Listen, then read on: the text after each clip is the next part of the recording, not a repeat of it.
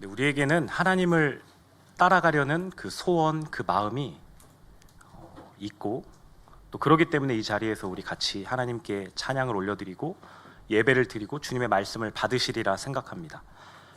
주님을 사랑하고 기뻐하고 또 우리의 마음 가운데 주님께서 말씀하시면, 주님께서 우리에게 그 주님의 뜻을 보여주시면 기꺼이 따라가겠습니다 하는 소원이 우리에게 분명히 있어요. 그것이 날마다 확인되고 점점 커져가는 과정입니다.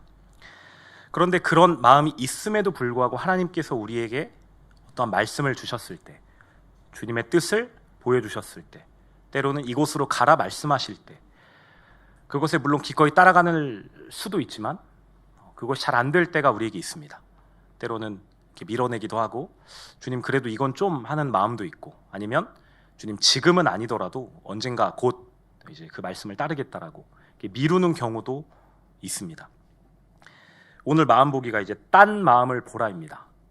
우리 안에 있는 딴 마음이 무엇인지, 주님을 사랑한다 말했고, 주님을 기뻐한다 말했고, 주님을 충분하다 고백하는, 그리고 소원하는, 그리고 그 사랑을 진짜 표현하기도 하지만 우리 안에 있는 그 딴 마음이 해결되지 않으면 주님을 따라가는 것 같으나 우리의 수가 틀릴 때, 우리의 무언가와 맞지 않을 때, 우리의 원함과 주님의 뜻이 다른 것 같을 때 주님을 따라가지 못할 수 있다는 것, 오늘 말씀을 통해 보게 될 것입니다.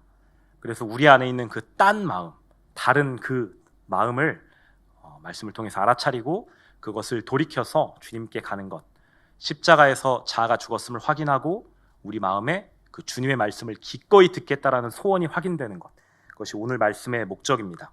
그 말씀의 목적 그대로 주님의 그 사랑하는 말씀 그대로 순하게 듣고 따라간 여러분 되시기를 예수님의 이름으로 축복합니다. 이렇게 삶을 지내다 보면 우리에게 직접적으로 마음을 주실 때가 있어요.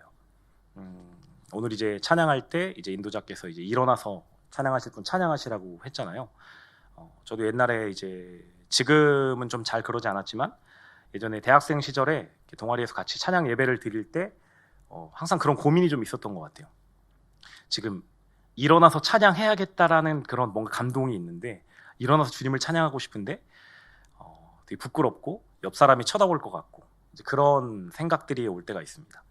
제가 이제 ROTC 출신인데요. 제가 대학교 3학년 때 처음으로 훈련소를 갔어요. 그러니까 다 장교 후보생들이고, 그때 이제 훈련소에 그 장교들이 한 2,000명, 2,200명 정도 있었던 것 같아요. 제 기억에. 2,200명 중에 그러니까 종교 생활을 기독교로 고른 사람들은 다 한 곳에다가 이제 집어넣어 놓고 예배를 드렸거든요. 근데 거기에는 대부분의 사람들이 그다지 주님을 뜨겁게 사랑하지 않고 그냥 이제 간식을 주기 때문에 그 세 개 중에 하나를 골라야 되기 때문에 약간 이제 그런 의미에서 온 사람들이 많았어요. 근데 제가 이제 한 중간보다 조금 뒤에 이제 앉았었는데, 어쨌든 2,200명이 들어가는 홀이니까 엄청 넓겠죠. 근데 찬양하는데 일어나야 될 것 같은 거예요. 그 주님을 향한 그 감격 때문에 이제 일어나야 될 것 같은데 너무 민망한 거죠. 왜냐하면 서서 찬양하는 사람이 아무도 없었거든요. 그리고 다 전투복을 입고 있고, 그러니까 이제 군복을 몽땅 다 입고 있고 전투화를 신고, 왜냐하면 이제 군인들에게는 전투복이 가장 격식 있는 복이었기 때문에 그때는 그걸 입고 이제 찬양하는데 혼자 전투복 입고 일어나서 찬양을 한다는 게 정말 민망하더라고요. 결국은 일어났습니다. 그리고 일어나서 찬양했는데, 찬양하면서 계속 그 이제 뒤통수도 따갑고, 그리고 뒷사람이 이제 찬양을 잘 모르는 사람, 이게 그 교회 문화에 익숙하지 않은 사람도 있을 테니까 제 뒤에 있는 사람은 또 덩치가 크기 때문에 가사가 안 보일 거잖아요. 그런 게 여러 가지 신경 쓰이면서 막 계속 뒤통수가 이제 뜨겁다가, 마지막 찬양쯤 됐을 때 제 옆에 앉아있던 친구가, 같이 이제 같은 교회는 아니어도 어쨌든 같은 기독교인이었어요. 친구가 정훈아 제발 앉아. 그래서 이제 제 전투복을 이제 당겼던 기억이 있습니다. 어쨌든 이렇게 살다 보면 주님께서 우리에게 감동을 주실 때가 있습니다. 뭐 단적으로 찬양할 때 일어나는 것도 그렇고, 아니면 길을 가다가 어떤 어려운 분을 봤을 때 뭐 지갑을 열어주라는 감동을 주실 때도 있죠. 아니면 오이코스들에게 특별히 지금 연락해서, 뜬금없지만 연락해서 복음을 전해야겠다 이런 마음을 주실 때도 있습니다. 뭐 제가 이제 드린 예들은 하나님께서 주시는 감동의 아주 일부분의 예들이잖아요. 주님께서 주시는 감동들이 있습니다. 뭐 나누라는 감동일 수도 있고, 말씀 나눔을 해야겠다라는 감동일 수도 있고, 지금 이 싸한 분위기에서 때로는 주님의 마음을 그대로 선언하라는 마음이실 수도 있습니다. 근데 그런 마음을 주셨을 때 기쁨으로 따라가는 경우보다는 이렇게 마음이 어려워질 때가 참 많습니다. 좀 이게 하기 싫기도 하고, 그리고 이제 민망하거나, 아니면은 내가 받을 그 무한함, 아니면 피해, 또 아니면은 뭐 사업 같은 경우에서는 재정적인 실제 피해가 있을 수도 있죠. 그러니까 그런 상황 가운데에서 주님, 그래도 이거는 조금 좀 그렇지 않을까요? 그래도 이 상황에서 이런 마음을 주시는 건 좀 너무하지 않으십니까? 이제 이런 생각이 우리에게 들 수 있습니다. 그런데 그런 상황에서도 우리 마음에 주님으로 가득 찬 것을 확인하게 되면, 그러니까 주님이 너무 기뻐서 주님을 너무 사랑해서 그 마음에 주님만 계시는 사람이라고 한다면, 부끄럽고 힘들고 피해 보는 것을 안다 할지라도, 그것이 실제이다 할지라도 그것이 나에게 현실되지 않을 수 있습니다. 그런 것들을 여러분 계속 경험해 가시기를 예수님의 이름으로 축복합니다. 그러니까 세상과 나는 간 곳 없고 주님이 내 안에 가득 차시면, 그러니까 민망해도 할 수 있어요. 물론 제가 그 전투복을 입고 일어났던 거는 그다지 뭐 이렇게 하긴 했지만, 그러니까 좀 죄송하긴 해요. 그냥 정말 순전한 마음으로 벌떡 일어나서 찬양하지 못하고, 옆 친구가 이제 제 팔을 확 당겨서 제가 앉았거든요. 다시 못 일어나겠더라고요. 그래서 앉아서 찬양을 했습니다. 그러면서 막 주님께 주님 죄송합니다, 일어났어야 했는데, 약간 그런 생각도 있어요. 근데 원래 이 이야기는 원고에 없었지만 갑자기 생각이 나서, 그렇게 주님께서 주신 감동을 그 주님이 가득 차 있을 때에는 기꺼이 따라갈 수 있습니다. 그런데 그러지 못할 때가 우리 삶에 너무 많잖아요. 말씀을 들었음에도, 이것에 반응해야 됨에도 이 말씀이 나의 무언가를 찌르고 때로는 아프게 하고 이것에 반응해야만 산다라는 것을 분명히 우리가 알지만, 그것이 어려울 때가 우리 삶에 있습니다. 오늘 말씀을 통해서 그것이 왜 그랬는지, 우리 마음의 딴 마음이 무엇인지, 왜 우리는 말씀을 정확하게 따라갈 수 없는지, 말씀을 따라가야 한다는 것, 주님을 사랑하는 것이 분명히 거짓이 아님에도 불구하고 왜 우리 마음 가운데, 우리의 삶 가운데 주님의 말씀 뜻을 기꺼이 따라갈 수 있는 그 힘이 부족한지 오늘 말씀을 통해서 보게 될 것입니다. 오늘 본문은 이제 언약궤에 대한 내용입니다. 이제 언약궤. 다윗이 왕이 되어서 헤브론을 다스렸거든요. 이제 유다 지파를 다스렸습니다. 그리고 7년 6개월이 지나서 이제는 전 이스라엘 지파를 다스리면서 이제 다윗성을 점령하고, 예루살렘 지역인데 예루살렘의 다윗성을 이제 세웁니다. 그리고 이제 다윗이 생각해 보니까 좀 국가가 안정이 되니까 하나님의 언약궤가 지금 성막에 제대로 있지 않다라는 것을 기억해내고, 그 하나님의 언약궤를 이 성전으로, 특별히 예루살렘으로 이렇게 옮겨와서 하나님을 예배했으면 좋겠다라는 마음을 이제 다윗이 생각하게 돼요. 근데 그 언약궤가 원래는 성소에 있어야 하는데 이제 다른 곳으로 간 그 이제 내용들이 있습니다. 그게 다윗이 이제 오늘 본문이 다윗이 언약궤를 예루살렘으로 이제 옮겨오려고 한 장면인데, 그로부터 한 100년 전쯤에 블레셋과 이스라엘 백성, 그러니까 사사 시대 거의 마지막, 이제 엘리 제사장이 사무엘을 가르쳤던 엘리 제사장이 마지막 사사 생활을 거의 하는 마지막 사세 시대 때, 그때 블레셋과 전쟁이 일어납니다. 그러니까 이스라엘 입장에서 이제 전쟁을 준비하는데, 블레셋이 이제 아벡이라는 지역에 진을 쳤어요. 그래서 이제 아벡 전투라고 하는데, 블레셋이 전쟁을 시작했고 이제 전쟁을 했는데 이스라엘 백성이 이제 패배한 거예요. 한 4,000명 정도가 죽임을 당하고 큰 패배를 당했습니다.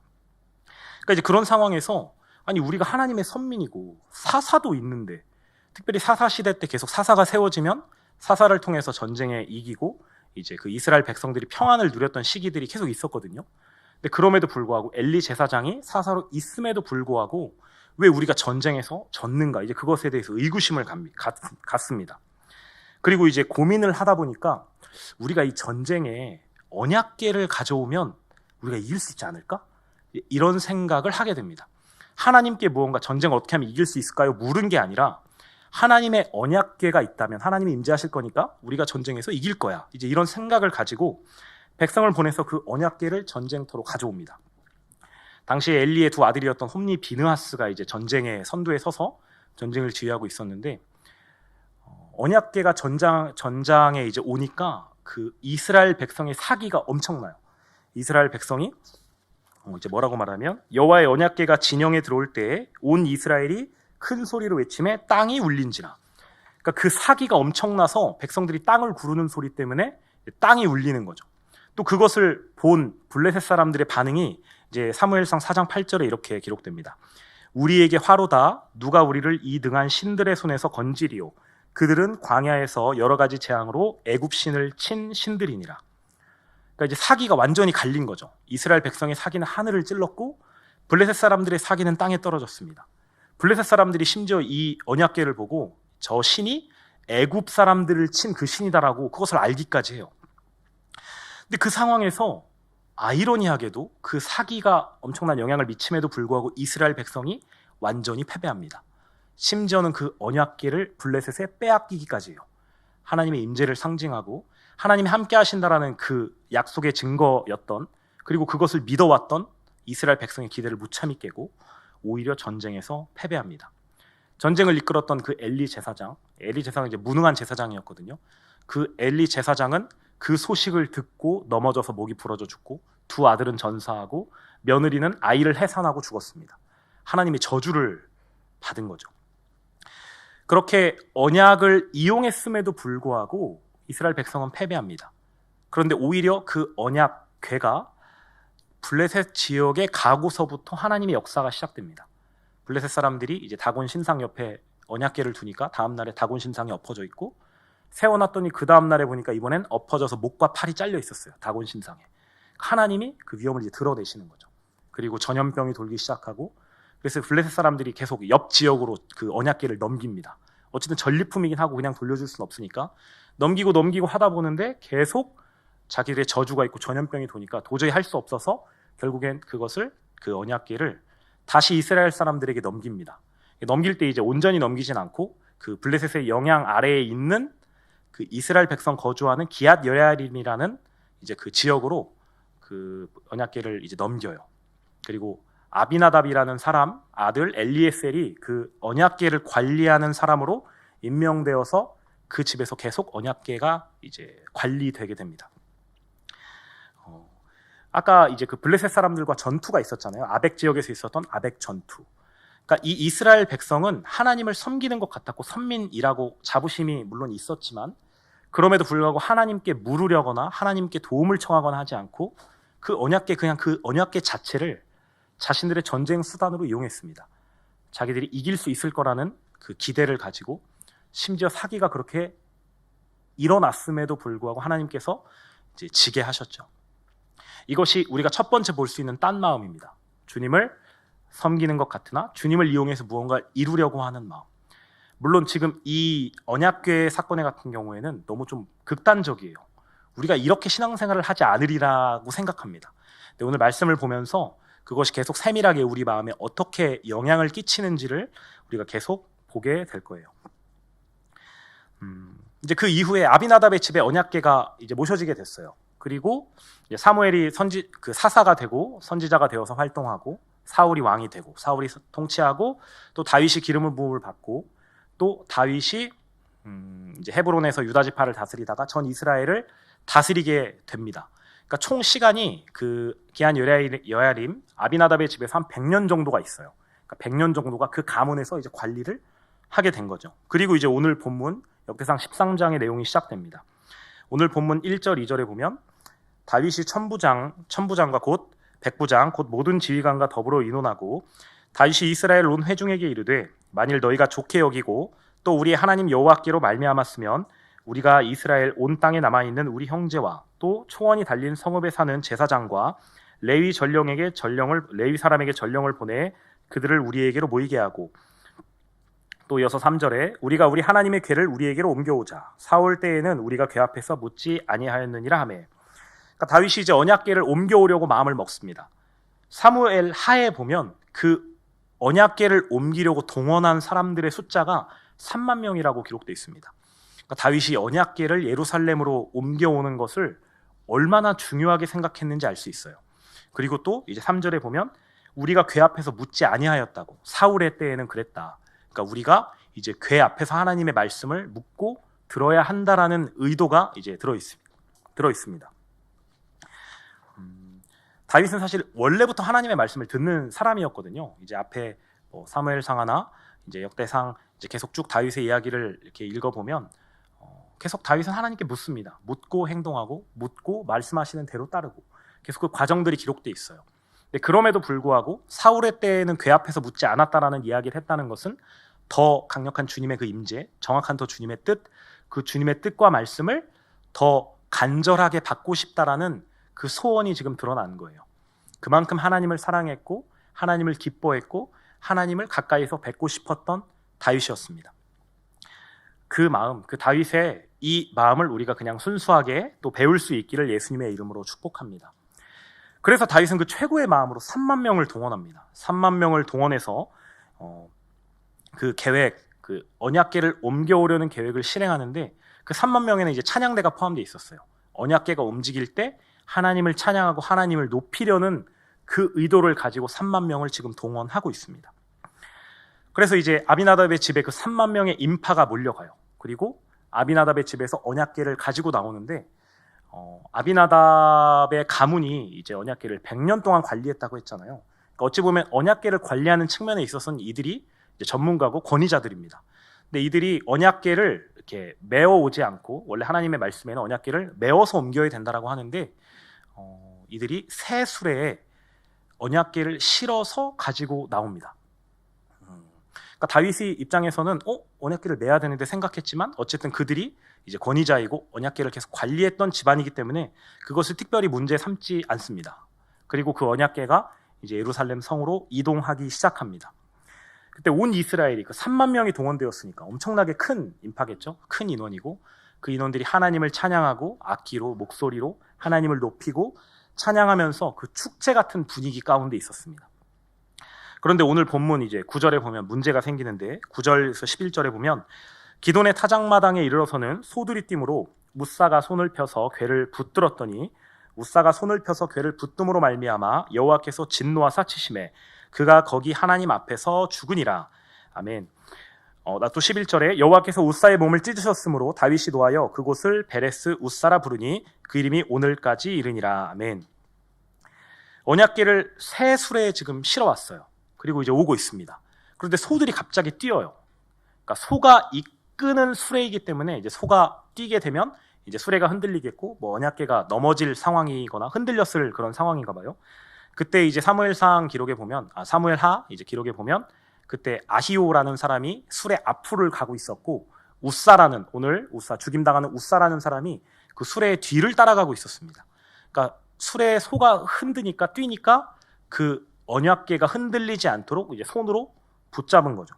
근데 그랬더니 하나님께서 그것을 노하셔서 그 우사를 치시는 사건이 일어납니다. 우사는 100년 동안 하나님의 언약궤를 관리했던 사람이잖아요. 이 언약궤 관리 측면에 있어서는 그러니까 전문가고 권위자인 거죠. 근데 이 100년 동안 관리했던 이 가문에서 언약궤를 옮기다가 수레가 흔들릴 수도 있는 건데 그것을 붙잡았다고 지금 하나님이 진노하셔서 우사를 죽이시잖아요. 이 축제 상황에서 3만 명이 하나님을 찬양하는 그 상황에서 하나님께서 굳이 표현이 좀 그렇지만 초를 치셨습니다. 왜 이 우사를 갑자기 치셨을까?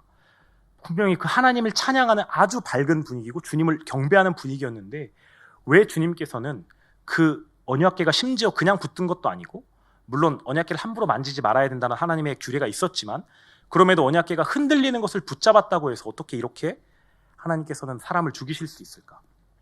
이제 그것을 좀 살펴봐야 되는데요.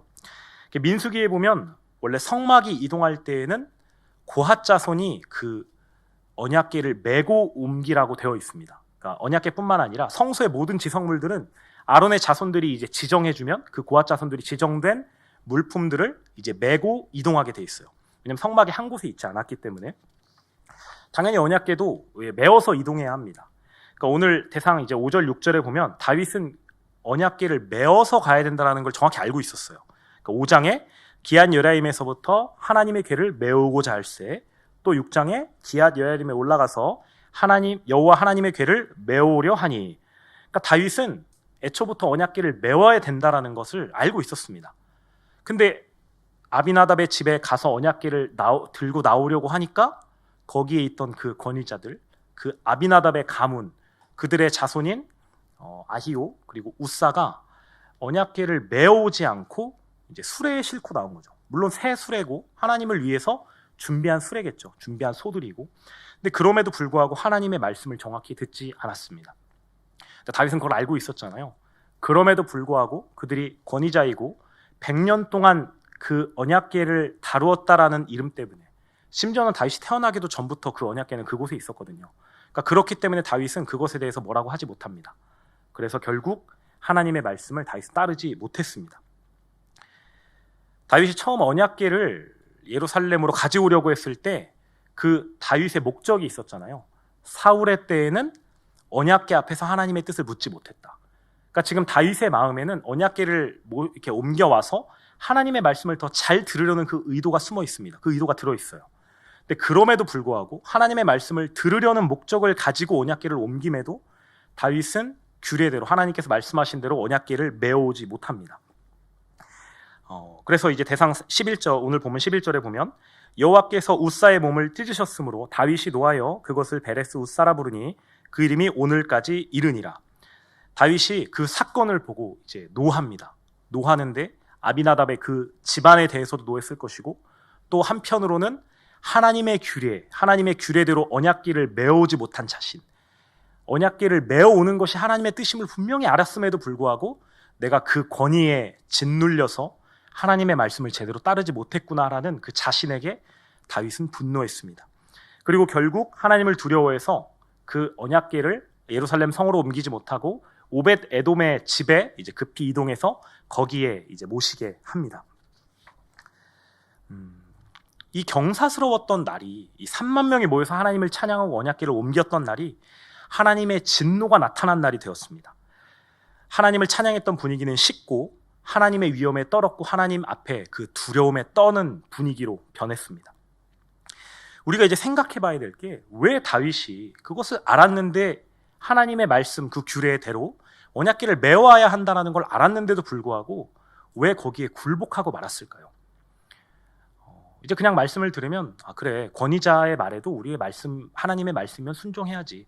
어떤 상황에서도 어떤 어려움에서도 어떤 환경에서도 하나님의 말씀하셨으면 그거에 따라가야지, 그냥 그렇게 결론을 내실 수도 있습니다. 실제로 그것도 맞는 결론이에요. 근데 오늘 말씀을 통해서 왜 그럴 수밖에 없었는지, 하나님께서 왜 굳이 이 상황 가운데 우사를 치셔서 하나님을 찬양하는 그 분위기를 굳이 하나님을 두려워 떨게 만들게 하셨는지, 이제 그것을 오늘 말씀을 통해서 계속 보겠습니다. 아비나답의 집에서 언약궤를 끌고 나왔어요. 수레에 언약궤를 싣고, 그리고 이제 아까 사무엘하 기록에 보면 아히오가 그 앞에, 우사가 뒤에 간다고 했잖아요. 지금 3만 명의 대열에서 그 중심에 이 우사와 아효, 그리고 그 가운데 언약궤를 보는 그 수레가 있습니다. 이 언약궤에 임재하는 하나님을 백성들이 찬양할 때 이 우사와 아효가 그 언약궤가 받는 그 영광을 우사도 동일하게, 아효도 동일하게 받고 있었어요. 왜냐하면 하나님의 언약궤를 하고 하나님을 찬양하는 그 언약궤를 관리한 그 관리자, 그 권위자라는, 그리고 이것을 내가 수레로 끌고 간다라는 그 자부심이 우사에게 있었습니다. 이제 그 언약궤의 크기를 보면 이제 가로가 2.5규빗이고 이제 깊이 높이가 1.5규빗이라고 해요. 규빗이 이제 팔꿈치 길이거든요. 이제 제 여기서부터 이제 한 여기까지 정도의 길이거든요. 한 규빗이. 그러니까 이게 2.5니까 이제 가로가 한 이 정도, 한 110cm 정도가 됩니다. 계산하면. 그리고 이제 세로, 가로 세로는 이렇게는 한 60cm 정도가 돼요. 그러니까 이제 한 이 정도 크기가 되는 거죠. 근데 그것을 이제 수레에 실었으니까 수레 바닥이 뭐 그렇게 많이 이렇게 올라와 있진 않을 거거든요. 그러니까 이제 바닥부터 어느 정도 띄워져 있고 거기에 이제 언약궤가 실어져 있다고 하면 대략 언약궤의 그 윗면이 지금 제가 이제 보는 강대상 이 정도 높이가 됩니다. 그러니까 제가 언약궤를 이렇게 내려다보는 이제 그런 상황인 거죠. 그런 상황에서 소들이 뛰었어요. 소들이 뛸 때 언약궤를 관리하는 전문가로서 당연히 언약궤가 떨어지거나 흔들리거나 하는 것을 생각하지 않았을 리가 없거든요. 당연히 얌전한 소, 안전한 소, 그리고 안전한 수레를 준비했을 것이고, 소가 뛴다고 해서, 흔든다고 해서 함부로 언약궤가 넘어지거나 쓰러지거나 할 그런 상황이 분명 아니었을 거예요. 근데 그럼에도 불구하고 소들이 뛰었을 때 우사는 자기의 앞에 있는 이 언약궤를 자신의 손으로 붙들었습니다. 이것이 어떠한 의미일까요? 그 영광, 하나님께 영광을 돌리는 그 3만 명의 대열 중앙에서 이 언약궤가 흔들렸을 때 내가 언약궤를 붙들고 있는 이 우사의 마음에 그 하나님의 영광을 가로채고 이 하나님의 영광을 받는, 하나님께 영광을 돌릴 때 이 언약궤를 관리하는 자의 그 영광, 그 명예, 그 자신의 높아질 이름, 그거에 대한 마음이 우사에게 있었습니다. 우사가 붙들었다라는 이 단어를 보면 이제 소유격 단어라고 해요. 그러니까 내가 내 것을 붙들 때 사용하는 단어로 히브리어 원어가 사용됐습니다. 그러니까 이 언약궤가 내 소유라는 의미로 지금 이 언약궤를 잡은 거예요. 그러니까 하나님께서 그래서 진노하셨다라는 걸 우리가 알 수 있습니다.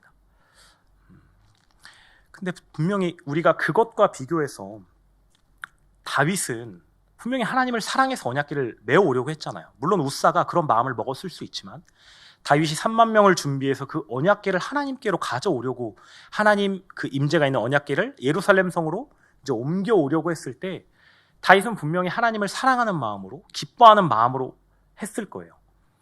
근데 그런데 하나님께서는 우사를 굳이 이 상황에서 치셨습니다.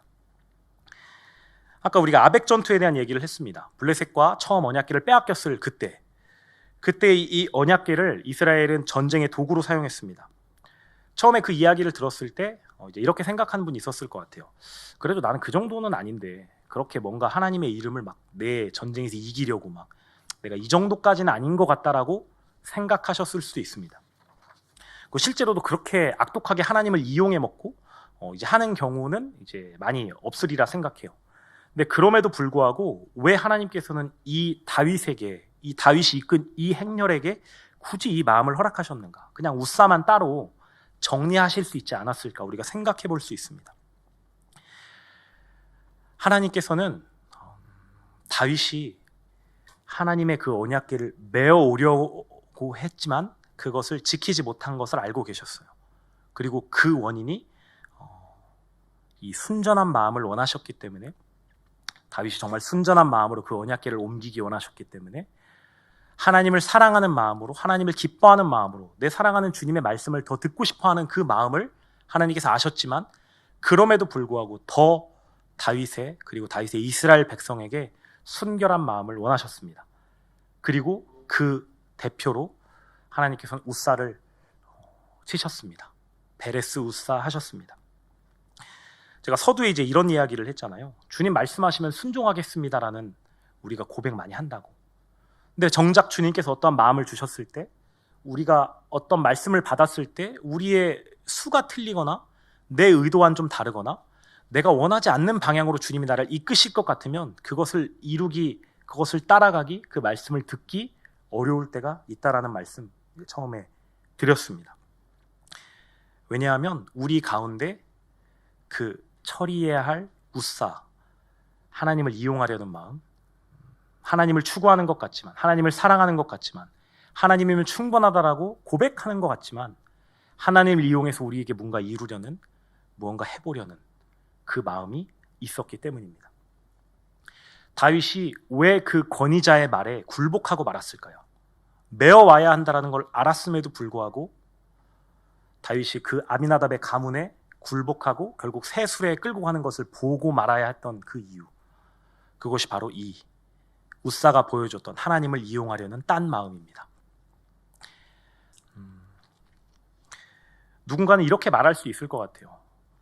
우사가 만약에 소들이 뛰지 않았다면 우사가 그것을 붙잡지 않지 않았을까? 그러면은 뭐 직접적으로 언약궤를 만지지 않았으니까 하나님의 증거를 받지 않지 않았을까? 그러면은 예루살렘에 그 언약궤는 잘 옮겨졌을 것이고 별 문제 없이 해결되지 않았을까? 이렇게 생각하실 수도 있습니다. 그러나 우리는 이제 계속 알게 되죠. 하나님께서 섭리하셨다라는 것. 그 자리에서 소들이 뛰었던 것이 하나님의 이끄심이었고 그 상황 가운데 우사의 마음에 하나님을 이용하려는 딴 마음이 있었기 때문에 그 상황에서 자신들의 마음에 숨겨놓았던 그 언약궤를 소유했다라는 그 마음, 하나님을 이용하려는 마음, 하나님을 나의 도구로 삼으려는 그 마음을 드러낼 수밖에 없게 하셨다라는 것, 우리는 그것을 알 수가 있습니다. 자, 우리가 이제 이걸 알았어요. 다윗이 그 권위자에게 굴복했던, 하나님의 말씀을 그대로 따라가지 못했던 이유가 딴 마음이었구나라는 걸 알았습니다. 그것을 처리하기 원하시는 주님의 마음을 우사를 치신 그 베레스 우사를 통해서 우리가 알게 되었어요. 그럼 우리가 이제 어떻게 해야 될까요? 말씀을 통해, 삶을 통해 하나님께서 우리에게 말씀하실 때, 우리에게 무언가 하기 원하시고, 우리의 무언가 걸리는 것을 정리하기 원하시고, 우리 마음 가운데 우리가 부담스러운 걸 하나님이 이끄신 것 같을 때, 그때 하기 싫은 그 마음이 혹시 발견된다면, 그것을 알아차린다면, 하나님께서 말씀하셨는데 따라가기 힘든, 싫어하는 그 마음이 나에게 있다면, 여러분들도 꼭 그 딴 마음, 주님을 추구하는 것 같지만 주님의 다른 것을 추구하려는 그 단 마음이 없는지, 딴 마음, 다른 마음이 없는지 꼭 확인하고 주님 앞에 점검하는 여러분 되시기를 예수님의 이름으로 축복합니다. 그래서 오늘 주님이 우리에게 원하시는 것이 그 딴 마음이 베레스 우사 하는 것입니다. 베레스 우사는 이제 다윗이 그 지명을 베레스 우사라고 하잖아요. 우사를 치셨다라는 이름입니다. 그러니까 베레스 우사라는 지명이 하나님께서 우사를 치셨다. 우리가 이제 우리의 이 딴 마음을 알아차렸을 때 우리가 해야 할 것이 바로 그것을 치는 것입니다. 그 우사를 처리하는 것입니다. 우리 마음에 하나님 외에 다른 것을 추구하려는 마음, 하나님을 사랑하는 것 같지만 하나님으로부터 무언가를 얻어보려는 그 아벡 전투와 같이 그렇게 너무 대놓고 드러나진 않은다 할지라도 그 속에서 드러나는 그 수틀리는 마음, 하나님의 말씀 따르려 하는 소원 분명히 있지만 그럼에도 불구하고 꺼려지는 그 마음, 주님이 전부되지 않으신 그 마음, 세상과 나는 간 곳 없지 않고 다른 무언가가 내 눈에 보이는 그 마음, 여러분 그것을 우리가 십자가에서 죽어야 한다라는 것, 처리해야 한다라는 것 날마다 새기시기를 축복합니다. 어떻게 해야 되나요? 예수님과 함께 그 마음을, 그 딴 마음을 죽여야지요. 예수님이 죽으셨을 때 우리가 함께 그 딴 마음과 함께 우리의 그 자아가 하나님 외에 다른 것을 추구하고 따라가려는, 하나님 외에 다른 것으로 만족하려는, 주님의 말씀보다 내 부끄러움이 먼저고 주님의 말씀보다 내 이익이, 내 안전이, 나의 쉼이, 나의 편안함이 먼저였던 그 마음이 예수님과 함께 십자가에서 연합해 죽은 것을 확인하고, 그리고 이미 살아서 내 마음이 하늘에 있는 것, 승천하신 예수님을 따라서 우리 마음에 하늘에 있고 하늘 보좌에 있고 그 예수님의 얼굴을 보고 예수님만 보이니까 예수님이 주신 말씀을 기꺼이 따라갈 수 있는 그 마음, 그것을 확인하는 것이 우리에게 주신 복음입니다. 그것이 되지 않기 때문에 우리가 부르짖는 거잖아요. 그것이 되지 않기 때문에 이곳에 서서 여러분들에게 말하는 저조차도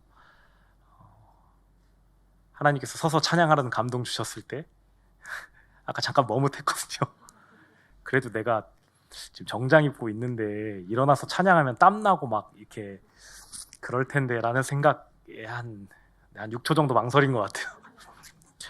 네, 날마다 땀 마음이 올라오는 존재입니다. 이건 아주 사실 사소한 예지만 우리 삶 가운데에서 주님의 말씀을 따라가지 못하는 예가 얼마나 많은지 몰라요.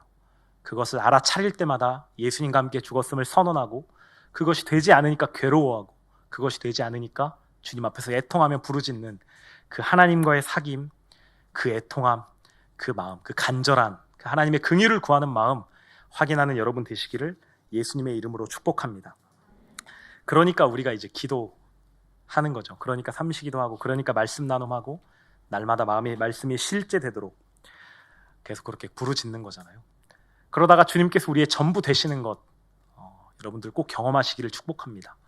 그렇게 주님 앞에서 부르짖는 사람에게 분명히 주님께서 전부 되심을 경험하게 하시거든요. 그때는 부끄러움이 중요하지 않습니다. 그때에는 내가 민망하고 내가 피해보고 때론 내 지갑이 비는 건 아무런 의미 없어요. 아무런 중요하지 않습니다. 그냥 그저 주님이 하라고 하셨으니까, 그저 주님이 하라고 하셨으니까 그냥 그것이 좋아서 전부된 마음, 그것을 계속 경험하는 여러분 되시기를 축복합니다. 이제 또 이 말씀 전하다가 이제 옛날 또 얼마 전 일이 생각났어요. 이제 오이코스를 섬기다가 이제 하나님 말씀 전해야겠다 하는데 비타민제를 좀 사줬으면 좋겠다 이제 마음을 주셨어요. 이제 약국에 가서 이제 비타민제를 물어봤어요. 비타민제 괜찮은 거 있냐, 종합 비타민제 괜찮은 거 있냐 이제 물어봤더니 비타민제를 이제 소개해 주더라고요. 근데 이제 대부분 약국에서 소개해 주는 거는 이제 비싸고 이윤이 많이 남는 거잖아요. 제가 이제 약간 걱정이 돼서 이거 그래서 얼마냐고 그랬더니 가격이 생각보다 비싼 거예요. 그래서 혹시 절반 사이즈 되는 건 없냐? 근데 이제 그렇게 묻고는 이제 그랬던 적이 있어요. 근데 이제 그때 이제 주님의 마음을 구하는데 주님께서 계속 돈 아끼지 마라 이 녀석아 이제 이런 마음 주셨거든요. 네. 그러니까 날마다인 것 같아요. 이 싸움은 주님께서 주시는 마음 순전히 따라가는 건 정말 날마다입니다. 제가 계속 이런 사소한 이야기하지만 사소한 것이든 큰 것이든 그것이 되지 않기 때문에 계속 애통해하고 싸우는 사람에게 주님께서 더 큰 상황에서 기꺼이 주님을 선택할 수 있는 담력을 주시리라 생각합니다. 그렇게 믿고 그런 은혜 더 받으시기를 예수님의 이름으로 축복합니다. 우리의 존재는 방금 말씀드렸듯이 날마다 딴 마음이 들어오는 존재들입니다. 그것이 구체적이지 않더라도 다윗처럼 순전한 것 같아도 주님의 말씀에 반응하는 걸 보면 우리의 마음이 어디에 가 있는지 알 수 있습니다. 우리의 마음이 주님을 향하는 것 같으나 살짝 빗나가서 무언가 다른 것에 부끄러움에 다른 마음에 나의 이익에 가 있는 그 마음을 주님께서는 딴 마음이라 말씀하시고 그것을 베레스 우사하기 원하십니다. 오늘 주님 앞에서 담대히 십자가에서 자아 죽음을 선언하는 여러분 되시기를 예수님의 이름으로 축복합니다. 아멘. 그래서 오늘 우리에게 주신 하나님의 마음이 딴 마음을 보라입니다. 우리 안에 딴 마음을 확인하고 십자가로 달려가는 여러분 되시기를 예수님의 이름으로 축복합니다. 아멘. 네, 같이 하나님께 찬양 올려드리겠습니다. 언약궤를 예루살렘으로 다윗이 이제 옮겨오지 못했잖아요. 급히 오벳 에돔의 집으로 가서 거기에 석 달을 있습니다. 3개월이 있으니까 이제 신하들이 와서 얘기해요. 오벳 에돔이 하나님의 복을 받았습니다. 그러니까 다윗이 이제 그제서야 다시 한번 언약궤를 옮겨오려고 다시 한번 사람을 모읍니다. 이번에는 베레스 우사 사건을 통해서 배운 게 있잖아요. 하나님의 말씀을 그대로 청종해야 하는구나. 우리 가운데 그 딴 마음을 정리하기 원하시는구나. 그때부터는 다윗이 정말 철저하게 준비합니다. 철저하게 준비할 때부터 우리가 언약궤를 메어올 사람을 모집하라. 메어가고 계속 메어간다라는 단어가 중점 단어로 등장하거든요.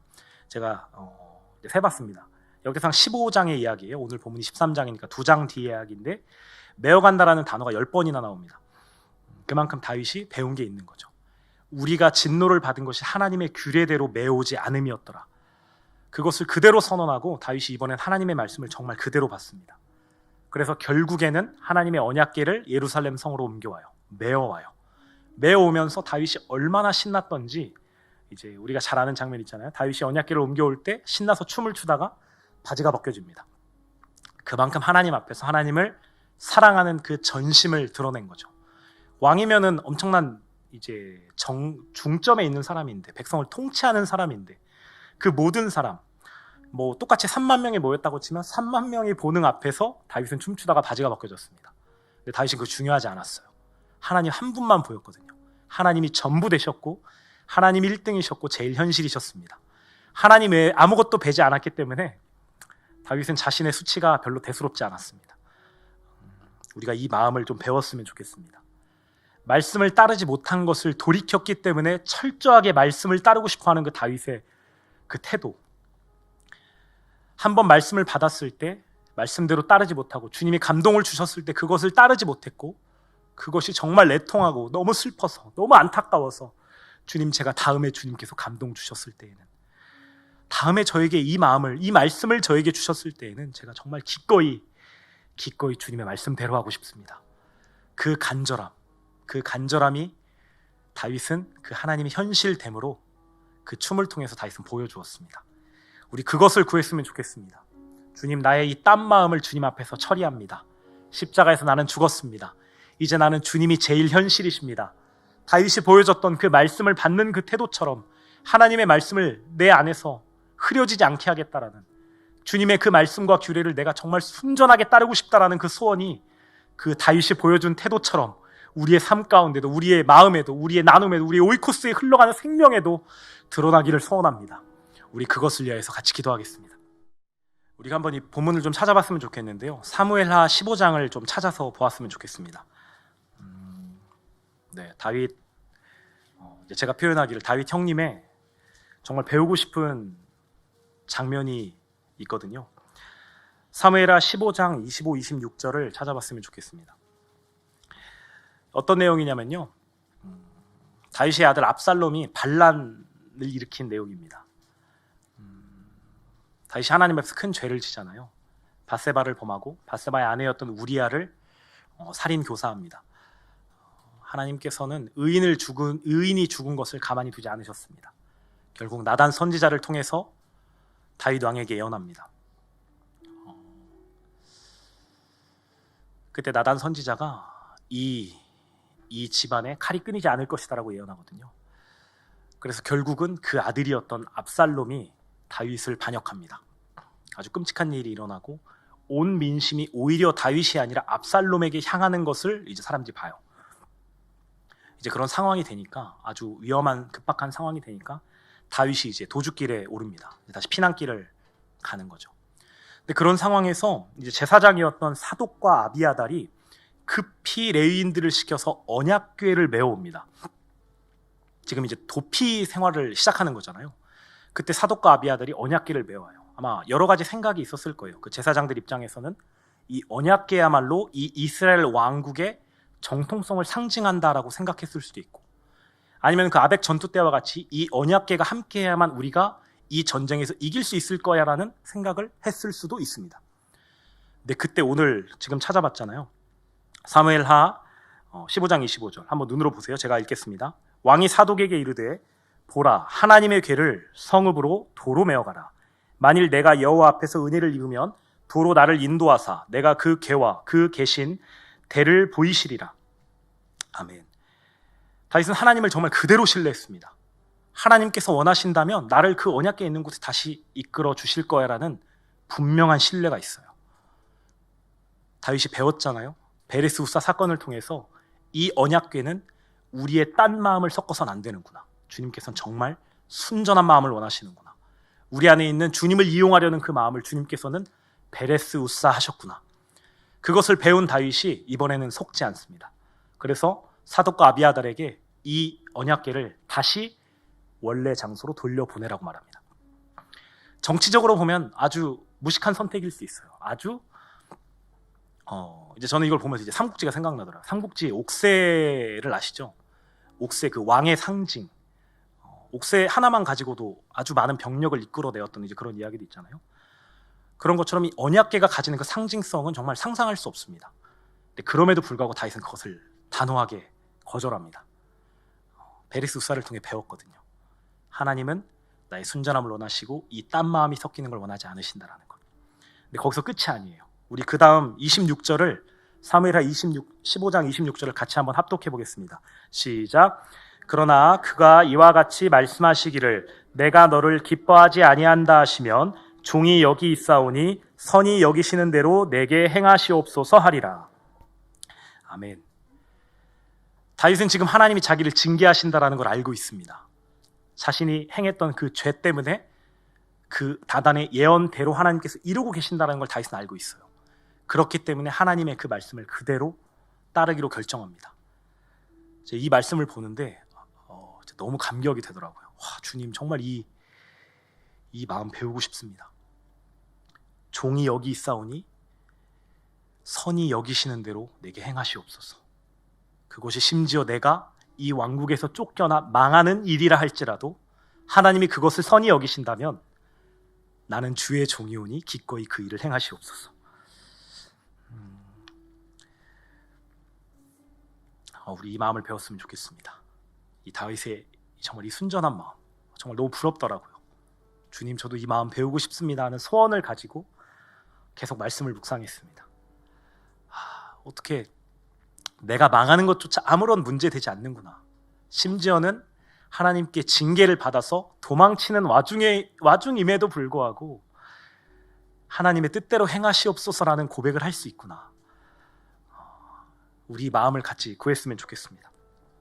온전히 주님의 뜻만 내 삶 가운데 서기 원합니다. 그것이 실사 내가 힘든 사망의 음침한 골짜기를 가는 길이라 할지라도 그것을 주님께서 선히 여기신다면 주의 종이 여기 있습니다. 그 일을 행하시옵소서.